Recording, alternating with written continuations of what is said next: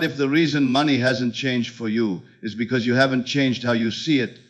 One shift in awareness, just one, can collapse the distance between where you are and the wealth you desire.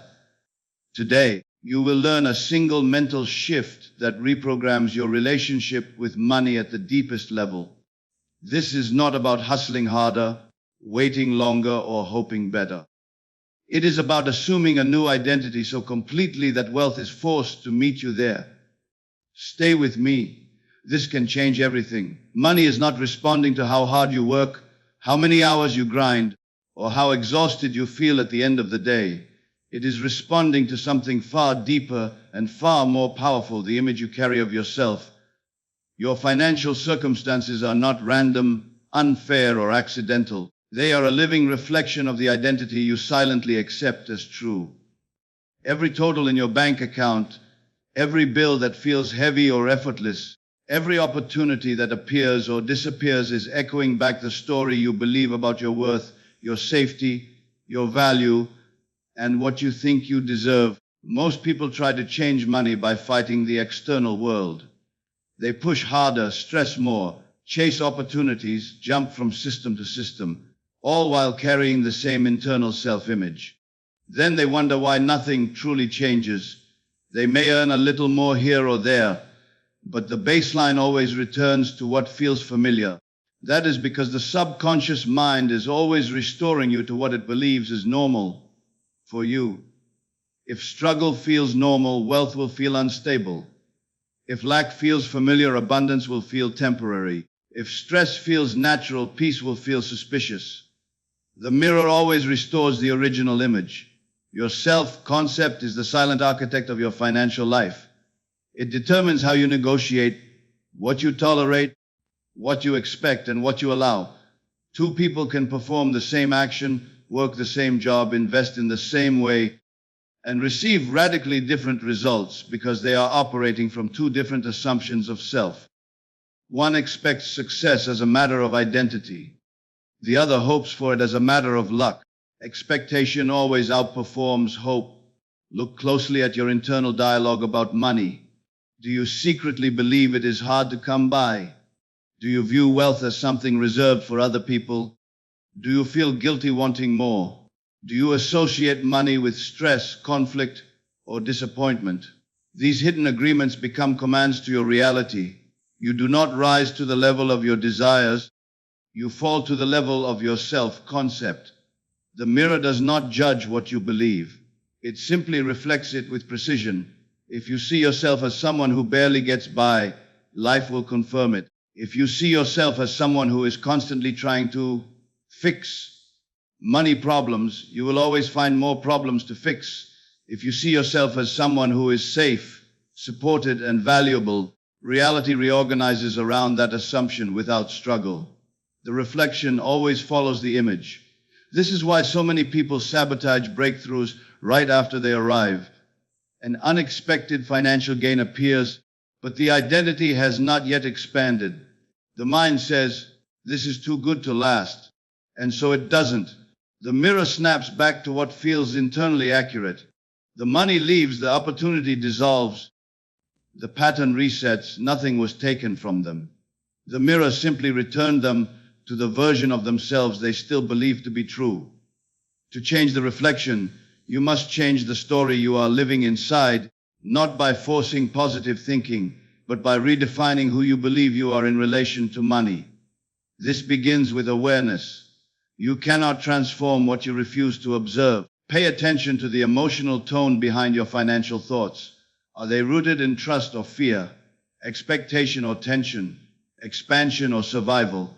The mirror is giving you perfect feedback. Once you see the story, you gain authority over it. You are not doomed to repeat inherited beliefs, cultural programming, or past disappointments.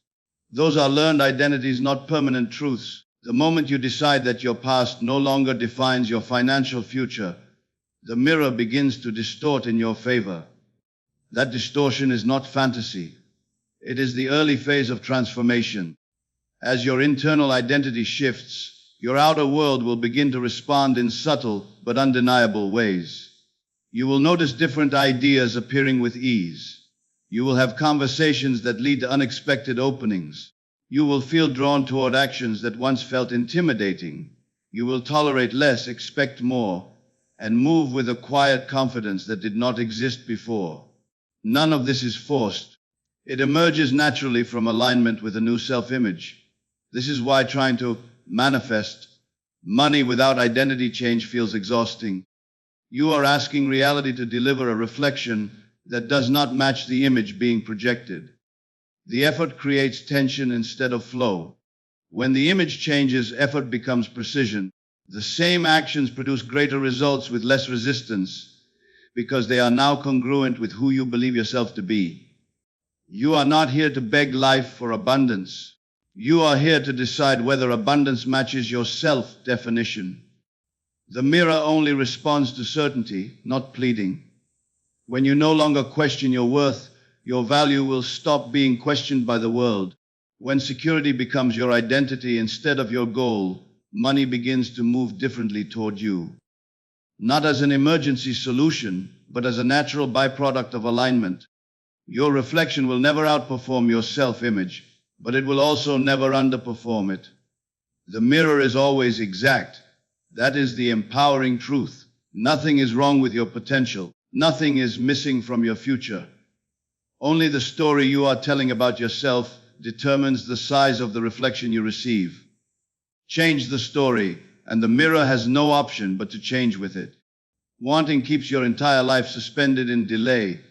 It subtly tells your subconscious that what you desire is absent, distant, and unavailable right now. The moment you define wealth as something you want, you push it into a future that never arrives because the future is always one step ahead of the present. Wanting sounds hopeful on the surface, but energetically it is a confession of lack. It trains your mind to look outward for permission instead of inward for identity.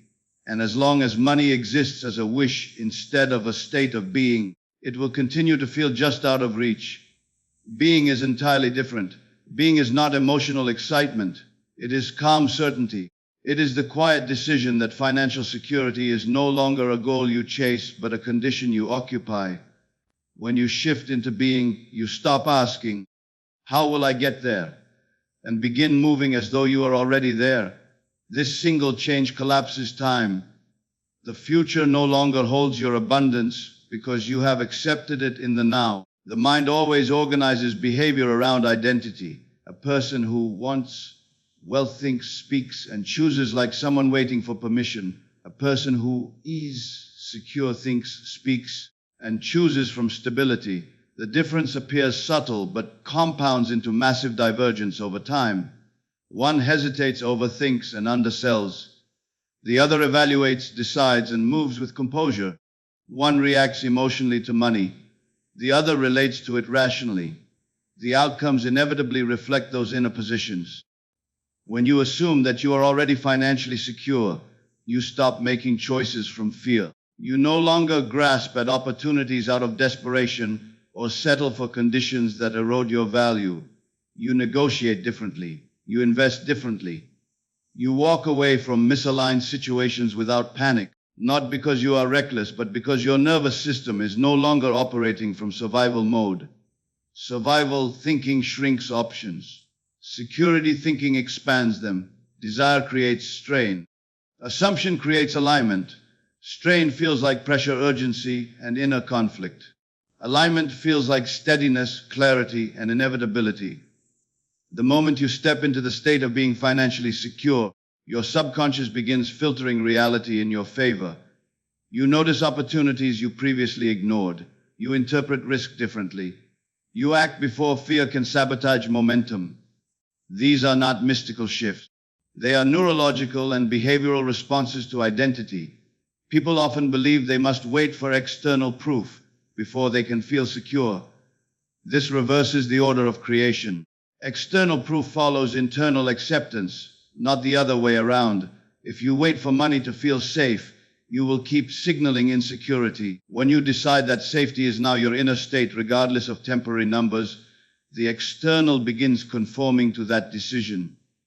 Reality is extremely obedient to identity. This is why two people can receive the same income and experience entirely different lives. One feels stressed and unstable, constantly afraid of loss. The other feels grounded and expansive, confident in growth. The numbers may match, but the state of being does not. And it is the state, not the numbers, that determines what multiplies next. When you shift from wanting to being, your relationship with time also changes. You stop rushing, you stop trying to force outcomes, you begin to plant seeds with patience and authority. You no longer treat money as a rescue but as a resource.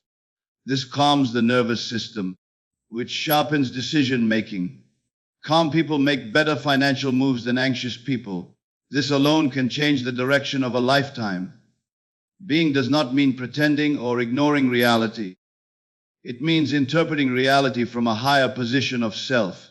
It means you may still be building, still refining, still growing, but you are no longer doing it from the identity of someone trying to escape. You are doing it as someone expanding territory. The builder who feels like a victim builds very differently from the builder who feels like an owner. The moment you assume financial security internally, you stop emotionally overreacting to short-term fluctuations. A delayed payment no longer feels like catastrophe. A slow month no longer triggers panic. Instead of spiraling, you stabilize, and stability is magnetic. People trust stability. Opportunities favor stability. Investments require stability. Wealth partners with stability. Wanting keeps you obsessed with results.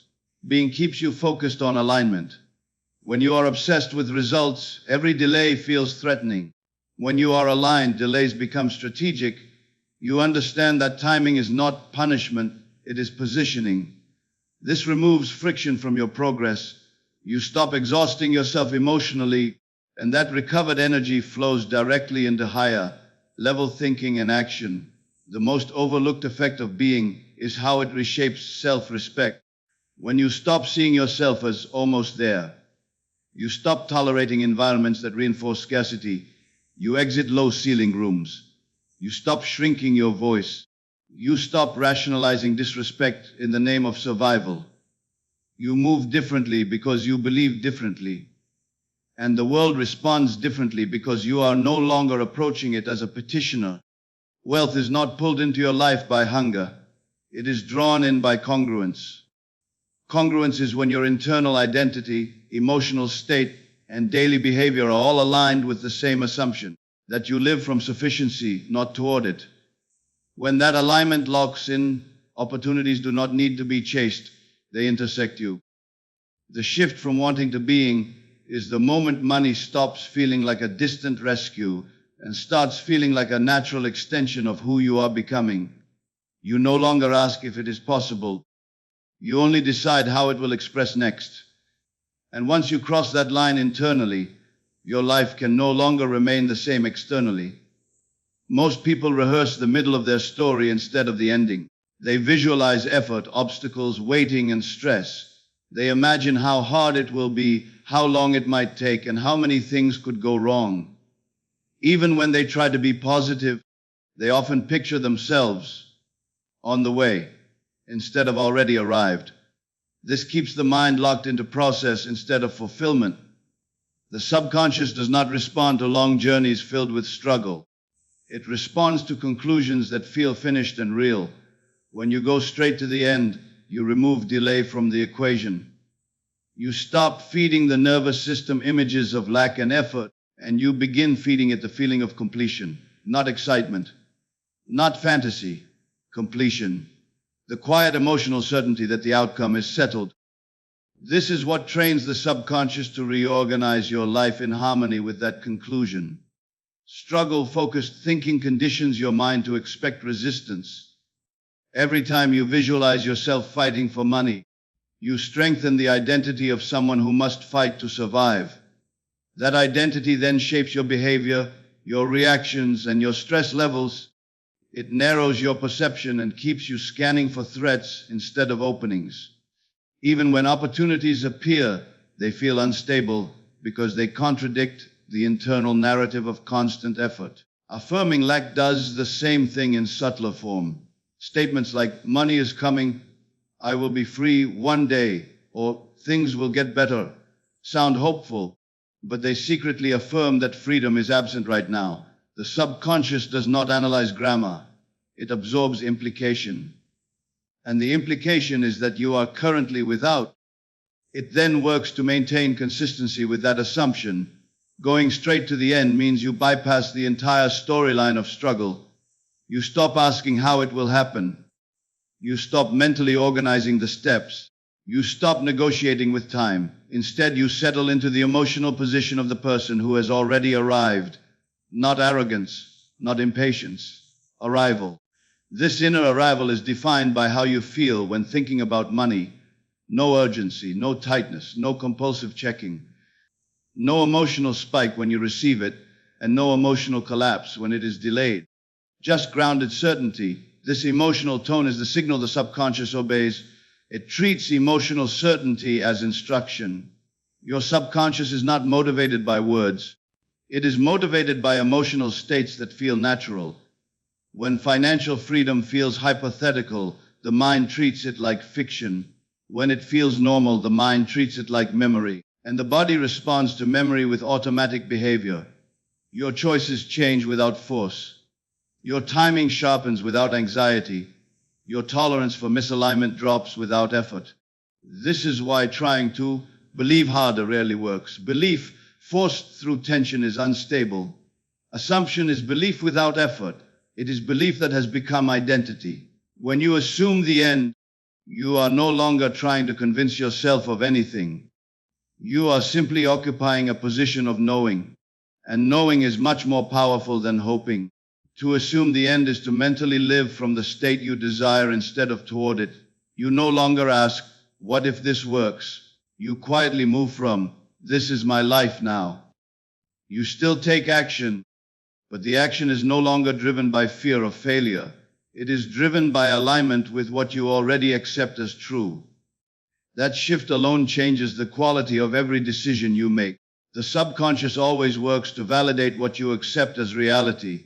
If you accept struggle, it builds systems to support struggle. If you accept freedom, it builds pathways to support freedom. It is indifferent to your preferences. It only cares about consistency. That is why people often feel trapped in loops that repeat despite conscious effort. Their conscious desire fights an unconscious conclusion. When you assume the end, you install a new conclusion beneath conscious thought. You stop narrating the problem and start living from the solution. At first, this may feel unnatural because you are moving against old conditioning. The mind may try to pull you back into familiar worry. This is not failure. It is the nervous system releasing a pattern that no longer matches your identity. Each time you return to the feeling of end-state certainty, you weaken the old reflex and strengthen the new one. This is not pretending that life is perfect. It is choosing which emotional frequency you allow to define your identity. A person who assumes freedom can still handle challenges, but they respond to them differently. They interpret obstacles as temporary adjustments instead of permanent blocks. They do not personalize delays. They do not catastrophize fluctuations. Their nervous system remains regulated because their identity is not threatened by momentary variance. And that regulation is powerful. A regulated nervous system outperforms a reactive one in every financial arena. It sees further, it plans better, it takes smarter risks, it communicates with confidence, it endures volatility without panic. All of this flows naturally from the state you consistently occupy inside. The end you assume must be felt, not imagined as a distant fantasy.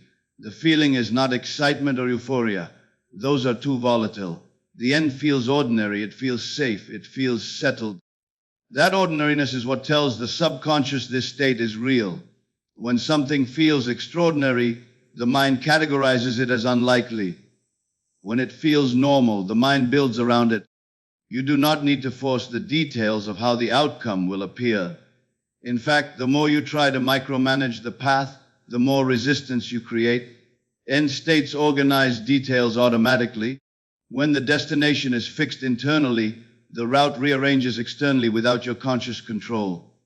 This is why people experience sudden, unexpected financial shifts after long periods of stagnation. It is not because an opportunity suddenly appeared from nowhere. It is because their internal conclusion changed first. The opportunity was always moving toward them, but their state of being was not aligned to receive it. The subconscious does not create what you begged for. It creates what you live from. It does not respond to emotional need. It responds to emotional identity. The moment you stop living as the person who is working toward freedom and begin living as the person who is already grounded in it, reality begins the process of catching up. You do not chase the end. You decide it has already happened. And from that decision forward, everything rearranges accordingly. Emotion is not an accessory to your thoughts. It is the force that gives them authority. Thoughts without feeling are weak signals. They pass through the mind like background noise. But when a thought is charged with emotion, it becomes instruction. It becomes law. This is why two people can repeat the same affirmations with completely different results. One speaks from tension, doubt, and need. The other speaks from calm certainty. The words may match, but the emotional command behind them does not. And reality always obeys the command, not the language. When financial security feels distant, imagined, or hypothetical, the nervous system remains in a state of waiting. Waiting is subtly stressful. It signals that something essential is missing. That signal trains the body to stay alert, guarded, and cautious. From that state, every decision is filtered through fear of loss instead of expectation of growth. Opportunities are evaluated too slowly. Risks are either avoided entirely or taken impulsively. Money becomes emotionally charged, and anything emotionally charged becomes unstable. But when financial security feels natural, the body relaxes into a different operating system. There is no spike of adrenaline when money comes in, and no drop of dread when it goes out. It becomes a neutral tool instead of an emotional trigger. This neutrality is not indifference. It is mastery. And mastery is magnetic. People trust those who are internally stable. Systems support those who are internally ordered. Expansion flows toward those who are emotionally regulated. Desperate hope is loud, tense. It oscillates between excitement and disappointment. It needs reassurance. It watches the clock. It scans for signs. This emotional instability leaks into behavior in subtle ways. It rushes decisions. It overextends. It accepts unfavorable terms to avoid discomfort. It clings to outcomes instead of aligning with processes. Even when success appears, desperate hope struggles to sustain it because it is rooted in fear of losing what was never emotionally secured in the first place. Calm confidence is quiet. It does not need to prove itself. It does not rush. It does not beg. It assumes. And assumption carried with emotional steadiness is one of the most powerful forces in shaping outcomes. Calm confidence allows you to hold space for larger results without internal resistance. It lets you receive without guilt. It lets you invest without trembling. It lets you walk away from misalignment without panic. Emotion tells the subconscious what is safe and what is threatening. If abundance feels threatening because it is unfamiliar, the subconscious will quietly reject it in favor of familiar struggle. If security feels unsafe because chaos is what you have known, the subconscious will sabotage peace to restore what feels normal. This is why people sometimes feel uncomfortable during periods of stability. Their emotional baseline has been trained on turbulence. To change this baseline, you do not need to force happiness or suppress fear. You only need to cultivate emotional normalcy around the state you desire. You make security familiar by feeling it consistently in small, quiet ways. You feel it in your breathing. You feel it in your posture. You feel it in how you speak about money. You feel it in how you respond to minor fluctuations. Over time, the body learns that stability is not dangerous. And once the body accepts that, it stops resisting it. Feeling is the activation key, because the subconscious does not distinguish between what is imagined and what is remembered if the emotional tone matches. It takes emotional familiarity as proof. When financial freedom carries the emotional texture of memory instead of fantasy, The subconscious begins organizing perception, behavior, and opportunity to support it. You see differently because you feel differently. You choose differently because you feel differently. The outer world changes because the inner command has changed. This is why simply visualizing outcomes without emotional embodiment often fails. You can picture abundance with your mind while your body remains braced for loss. The body's signal overrides the mind's picture every time. The subconscious trusts the body more than the imagination. The body tells the truth of what you actually expect, and expectation is the blueprint reality follows. Calm confidence also alters your relationship with time. Desperate hope is impatient. It feels cheated by delay. Calm confidence is patient because it is not negotiating for proof. It already knows. This patience removes resistance. Resistance is what bends timelines into frustration. The less you resist, the faster things reorganize. Not because you are forcing speed, but because you are no longer creating friction. Emotion also shapes how you interpret feedback. In desperation, every setback feels like confirmation of failure. In calm confidence, setbacks become data, not verdicts. You adjust instead of collapse. You refine instead of retreat. This difference alone determines who persists long enough to reach lasting financial transformation and who cycles endlessly through short-lived attempts. When calm confidence becomes your default emotional state around money, you begin attracting different types of interactions. People mirror emotional tone. Investors respond to certainty. Employers respond to composure. Clients respond to trust. Even without consciously trying, your presence communicates reliability. And reliability is one of the most valuable currencies in any financial ecosystem. The goal is not to feel excited about money. Excitement is unstable. The goal is to feel grounded with money.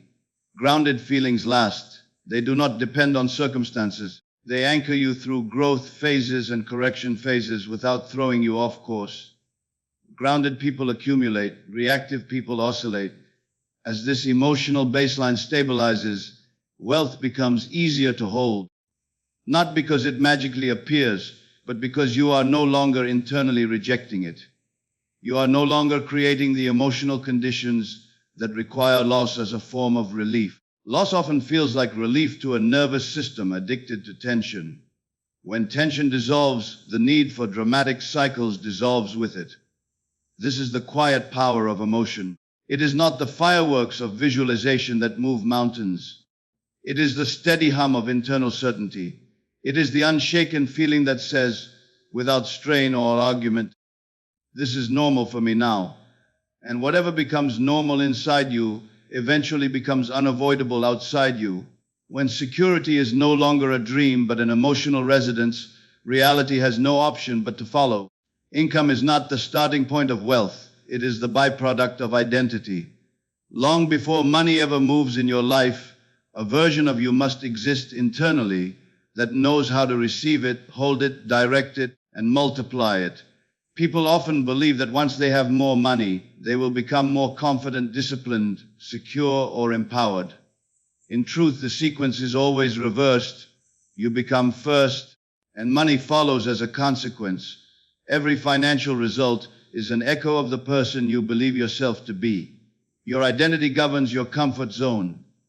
It determines what feels possible, what feels risky, what feels too much, and what feels natural.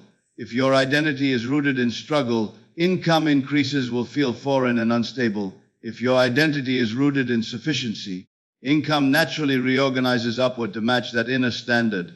Reality does not rise to your wishes. It stabilizes at your self-definition. You are not manifesting money itself. You are manifesting from the identity that already knows how to live with it. This is why chasing money so often feels exhausting and unfulfilling.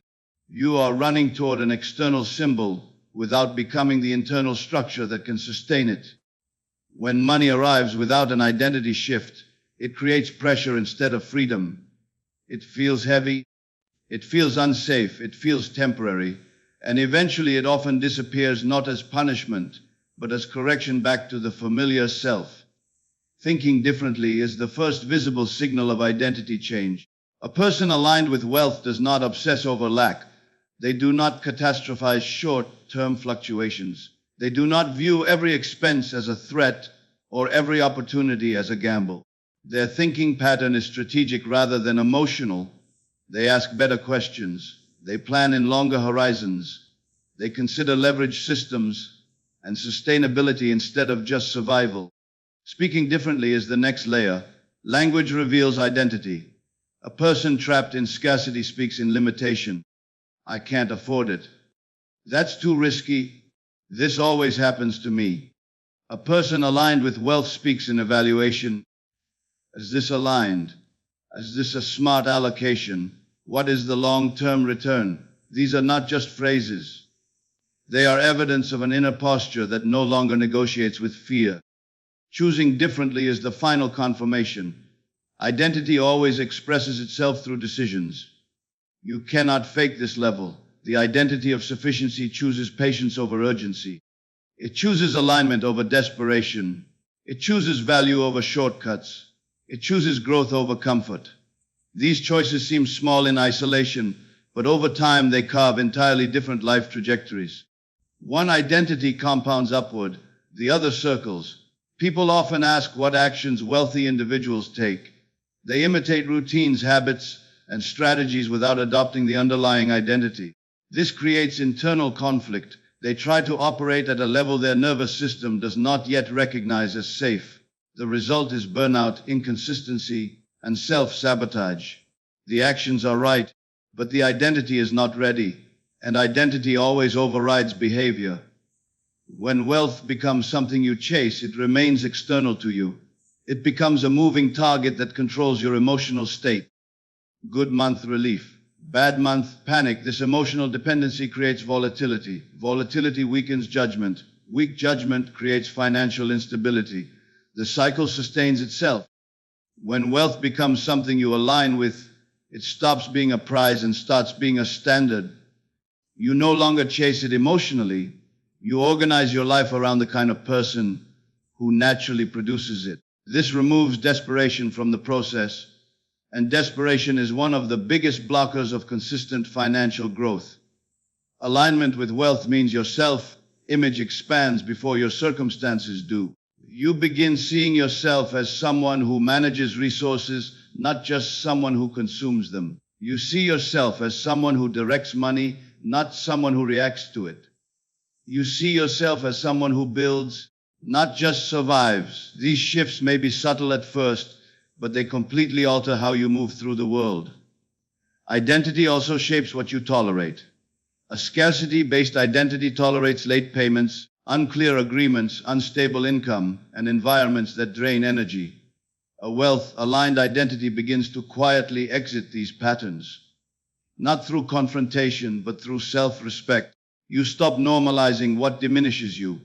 You stop rationalizing what restricts you. This alone creates massive financial course correction over time. The most powerful identities are quiet. They do not need to announce themselves. They simply dictate standards. A person aligned with wealth does not need external validation to act in ways that generate it. Their decisions are not driven by approval or fear. They are driven by internal congruence. And congruence is magnetic. It draws in people, opportunities, and systems that match it. This is also why wealth does not respond to force. You cannot bully reality into long-term abundance without becoming the person who can hold it. Any gain achieved through force without identity expansion feels like pressure. Pressure always seeks release, and release often looks like loss. True financial transformation feels strangely uneventful at first. There is no dramatic breakthrough moment. There is a gradual settling into a new internal normal. You think differently without trying. You speak differently without rehearsing. You choose differently without debate. And only later do you realize that your outer world has been steadily reorganizing itself around these quiet shifts. Wealth is not attracted to ambition alone. Ambition without identity creates tension. Wealth is attracted to embodiment, the calm authority of someone who expects to steward larger outcomes without needing to prove their worth in the process. You do not rise into wealth by chasing it harder. You rise into wealth by becoming the person for whom wealth is no longer foreign. When your identity changes, your income is forced to follow, not by chance, by alignment. And the most empowering part is this: identity is a choice you make internally long before it becomes visible externally. The moment you decide who you are in relation to money, your future quietly begins rearranging itself around that decision. Needing creates pressure, and pressure always distorts flow. The moment you emotionally need money to arrive in order to feel safe, validated, or relieved, you place it on a pedestal above you. That pedestal creates distance. It turns money into a rescuer instead of a resource. And when something becomes a rescuer, your nervous system tightens around it with fear of not having it. That fear sends a powerful signal of lack, and lack is exactly what gets reinforced. Needing is not just desire. Desire can be calm. Needing is loaded with urgency, attachment, and emotional dependence. It says, I am not okay until this arrives. And the subconscious translates that into, I am not okay now. The world then mirrors that internal state by delivering circumstances that keep reinforcing the experience of not being okay. The chase continues not because you are incapable, but because the emotional posture keeps recreating the same distance. Detachment is often misunderstood as indifference or apathy. In truth, it is emotional sovereignty. It is the state of knowing that your well-being is not at the mercy of timing, conditions, or outcomes. You still take action, you still build, you still grow, but you no longer place your emotional stability on the bargaining table of results. This changes everything. When you know something is already yours on the level of identity, you stop gripping it emotionally. You do not obsess, you do not monitor constantly. You do not panic at delays. You move with the composure of someone who is certain rather than the tension of someone who is hoping. And this composure removes resistance. Resistance is not always loud. Often it appears as overthinking, impatience, second-guessing, and subtle self-sabotage. It appears as checking the bank account compulsively, interpreting every delay as failure, or rushing into decisions out of fear. These behaviors fragment your energy. Fragmented energy cannot build momentum. Detachment gathers your energy back into coherence. When anxiety drops, your perception shifts. You begin seeing options you previously could not because fear narrowed your field of view. Fear is a tunnel. Calm is a horizon. From calm, you notice connections, timing, and nuance. You hear opportunities embedded in conversations that once felt ordinary. You interpret risk differently. You sense when to move and when to wait without forcing either. Faith is often mistaken for intense belief or emotional hype. True faith is not loud. It is quiet certainty. It does not argue. It does not need reinforcement every hour. It does not treat setbacks as existential threats. It rests. And that resting state allows reality to move without being emotionally interfered with. Force creates friction. Friction creates delay. Delay triggers more force. And this loop convinces people that they must try harder when what they actually need is to soften their grip. When you release the emotional chokehold on money, you allow pathways to unfold that cannot unfold under tension. Tension collapses creativity. Calm expands it. Detachment also frees you from the need to control every step. Control is often a disguise for fear. It says, if I don't manage every detail, it will fall apart. But reality moves through complex systems beyond conscious calculation. When you detach from controlling outcomes, you allow larger orchestration to occur. You still act with intelligence and responsibility, but you stop trying to micromanage the unseen. This is why people often receive their biggest breakthroughs right after they let go. Letting go is not giving up. It is releasing the emotional demand attached to the result. It is the transition from, I must have this to survive, to, I know this is aligning. The first creates contraction. The second creates expansion. Needing also distorts self-worth. When you need money desperately, you unconsciously tie your value to your results. Good results mean you are worthy. Bad results mean you are failing. This emotional whiplash destabilizes your confidence and weakens your decision making. Detachment restores your self-worth to an internal reference point.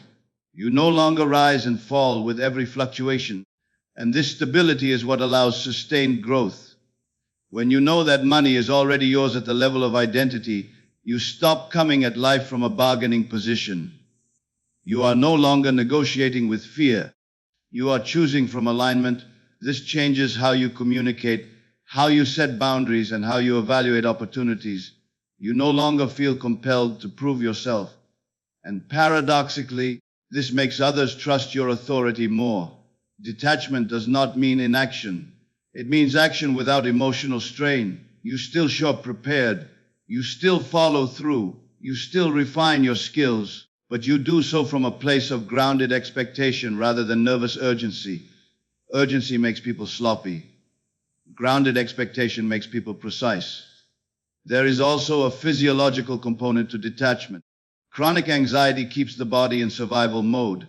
Survival mode prioritizes short-term safety over long-term strategy. It makes you reactive instead of deliberate. It amplifies risk perception and suppresses executive function. When anxiety drops, cognitive resources free up. You think more clearly, you plan more effectively, you execute with greater consistency. Resistance often disguises itself as effort. People wear exhaustion as proof of commitment, but effort fueled by anxiety burns more than it builds. Detachment allows effort to become efficient. You do less but produce more because your energy is not leaking through emotional turmoil. Knowing that something is already yours does not mean you stop participating in the process. It means you participate without attaching your identity to every outcome. This is what gives you resilience. You persevere without becoming brittle. You adapt without collapsing. You continue without clinging.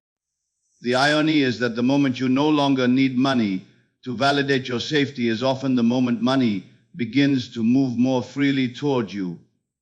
Not because you stop caring, but because you stop straining. Life responds more readily to calm authority than to emotional demand.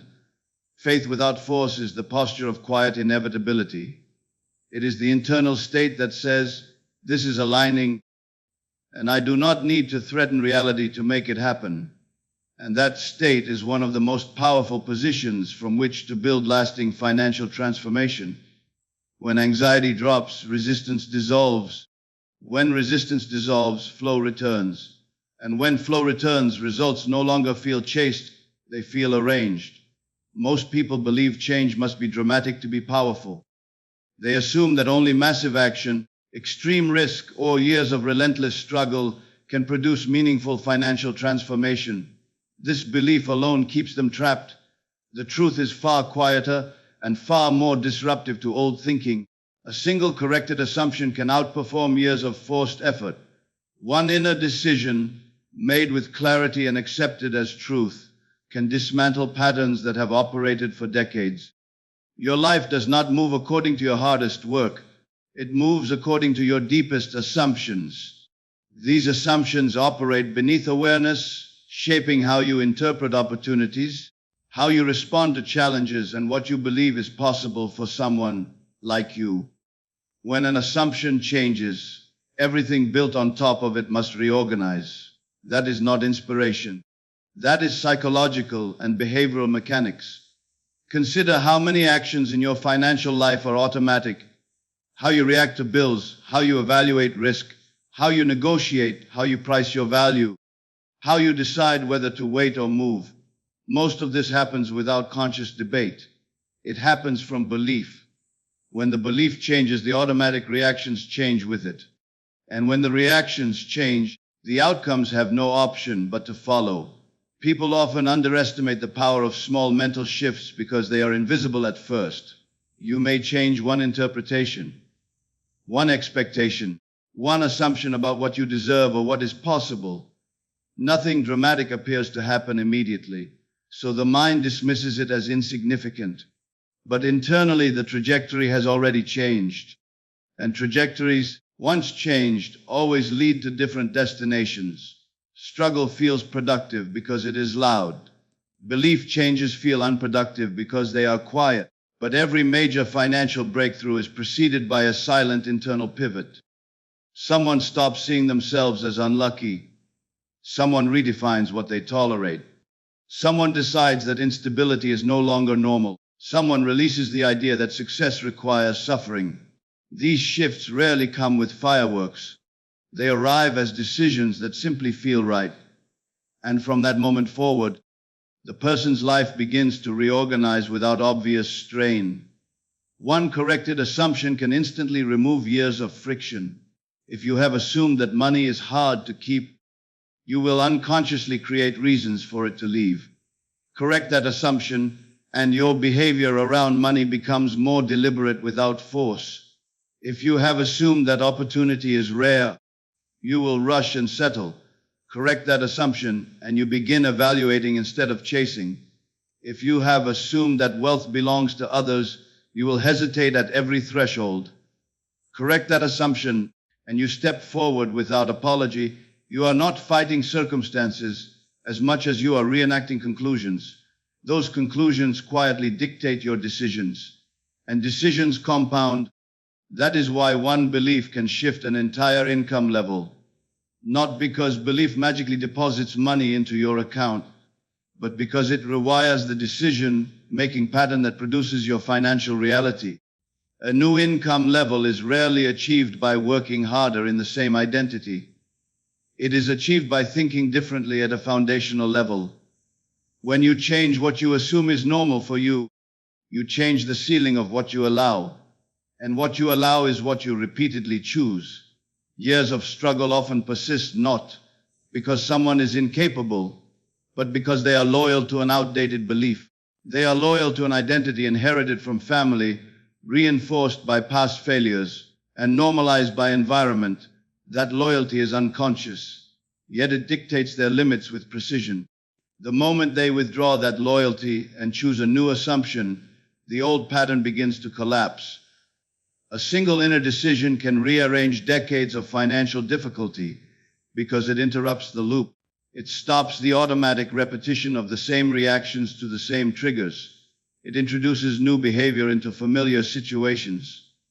And once new behavior appears, new results become inevitable. Even if the external world does not change immediately, the direction has already shifted. This is why people sometimes experience rapid, almost unbelievable turnarounds. It looks like sudden luck from the outside. From the inside, it feels like alignment. There is often a moment when something simply clicks. A moment when they stop negotiating with fear. A moment when they stop identifying with lack. A moment when they stop seeing themselves as behind in life. That moment is not dramatic, but it is decisive. And decisions of identity are far more powerful than decisions of tactics. You are always one belief away from a new income level because belief determines behavior, and behavior determines income. This is not metaphysical abstraction. It is practical. A belief change alters how you show up in conversations. It changes how you respond to opportunities. It changes how you price your work.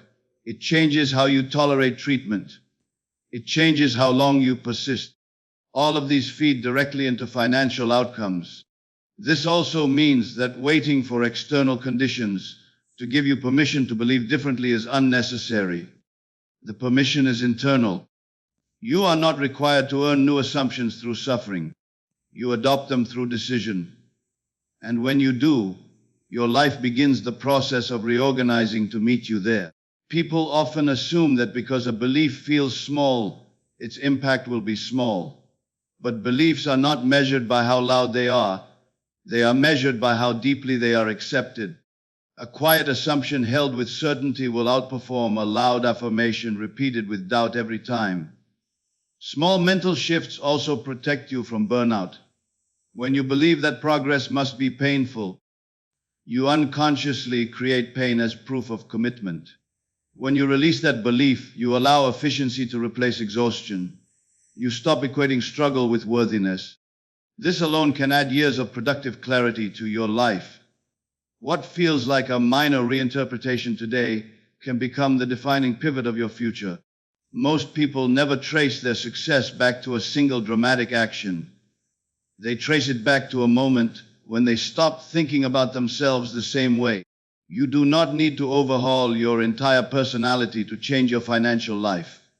You only need to question one assumption you have never questioned before. The one that limits you the most often feels the most normal. And once that assumption falls, the results that replace it rarely feel forced. They feel overdue. That is the quiet, dangerous power of a single mental shift. Persistence is the quiet force that turns an inner decision into an outer certainty. A single shift in assumption may open the door, but repetition is what keeps it open long enough for reality to walk through it. The mind does not transform through intensity alone. It transforms through consistency. Whatever state you return to most often becomes your default, and your default eventually becomes your destiny. An assumption held once is a possibility. An assumption returned to daily becomes an identity. This is the difference between imagining a new life and embodying one. Fantasy feels exciting and temporary. Identity feels ordinary and permanent. When you revisit an assumption as fantasy, it remains optional. When you revisit it as identity, it becomes structural. And structures are difficult for reality to ignore. The subconscious learns through repetition, not inspiration. Inspiration sparks momentum, but repetition lays the tracks. Every time you return to the same inner state, you reinforce the neural pathway that supports it. At first it takes effort, then it takes focus. Eventually it takes no effort at all. This is the moment when the new assumption stops feeling practiced and starts feeling natural. And what feels natural is what the subconscious defends. Most people fail not because their vision is flawed, but because their persistence is inconsistent. They visit a new assumption only when they feel motivated. They abandon it at the first sign of delay or contradiction. This teaches the subconscious that the new identity is temporary and the old one is safe. The old identity then reasserts itself with familiar force. Returning daily to the same inner state, regardless of mood or circumstances, sends a different message. It says, "This is who I am now."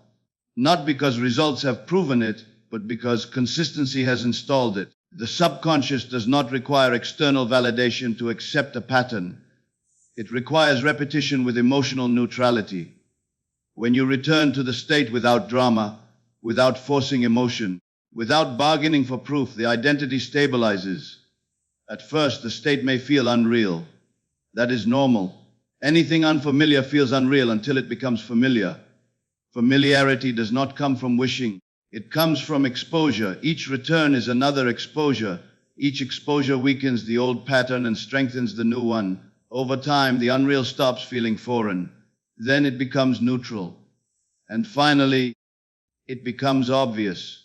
This is the tipping point where the external begins to shift with surprising speed, not because something magical occurred overnight, but because the internal had already crossed the threshold days or weeks before. From the outside, it appears sudden. From the inside, it feels inevitable. Persistence also recalibrates emotional reflexes. At first, your nervous system may react to old triggers with old fear. A delayed result may spark doubt. A challenge may provoke retreat. But each time you return to your chosen state, instead of indulging the old reaction, you rewire your automatic response. The trigger remains the same, but your internal reaction begins to soften. And reaction is what determines outcome. Assumption becomes law through repetition, because repetition is what convinces the subconscious that a pattern is safe. Safety is the gatekeeper of behavior. Until a state feels safe, the body will resist it no matter how logical it seems. Persistence teaches the body that this new identity is not a threat. Once safety is established, resistance dissolves.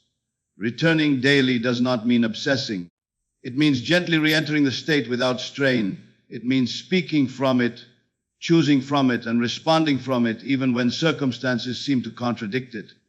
The return is calm, almost casual. The power is not in intensity, it is in inevitability. Identity is not built through emotional highs. It is built through quiet continuity. This is why people often lose momentum after an initial breakthrough. They mistake emotional excitement for embodiment. When the excitement fades, they assume the state is gone. But embodiment was never about excitement.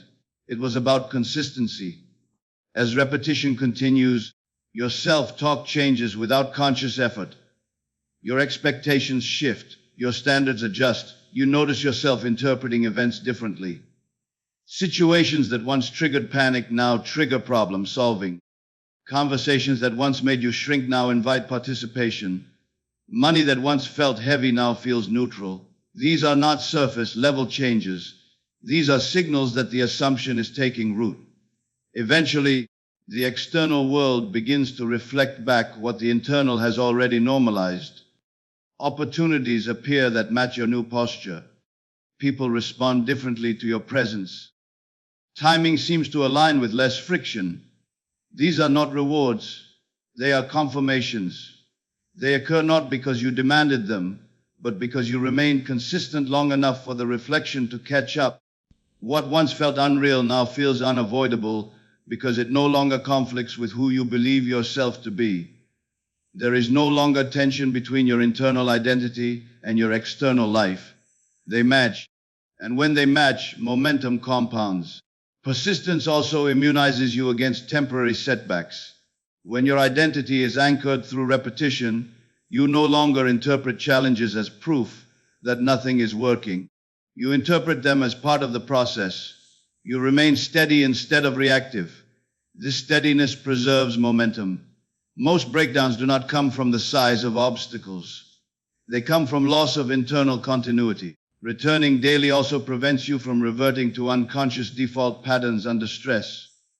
Stress exposes identity. It strips away surface-level habits and reveals what is automatic. When the new assumption has been repeated enough times to become automatic, stress no longer pulls you backward. It exposes your new baseline instead. This is how transformation becomes durable instead of temporary. Temporary change is fueled by emotion. Durable change is fueled by identity. Identity is installed through repetition. You are not required to believe perfectly every day. You are only required to return. Some days the state will feel effortless. Other days it will feel mechanical. Both are equally effective. The subconscious does not need belief to be dramatic. It needs belief to be consistent. Over time, the line between returning to the state and living from the state disappears. There is no longer a practice. There is only your normal way of being. And at that point, the external world has no choice but to reorganize fully around it. What once felt unreal becomes unavoidable fact, not because you forced it into existence, but because you became the version of yourself for whom it was already normal. Persistence did not chase the outcome. It installed the identity that made the outcome inevitable. And once identity locks in, reality always follows. Your finances are not waiting on luck, timing, or permission. They are waiting on you. The moment you assume the state of abundance as your natural condition, life has no choice but to comply. Decide today who you are financially and let the world catch up.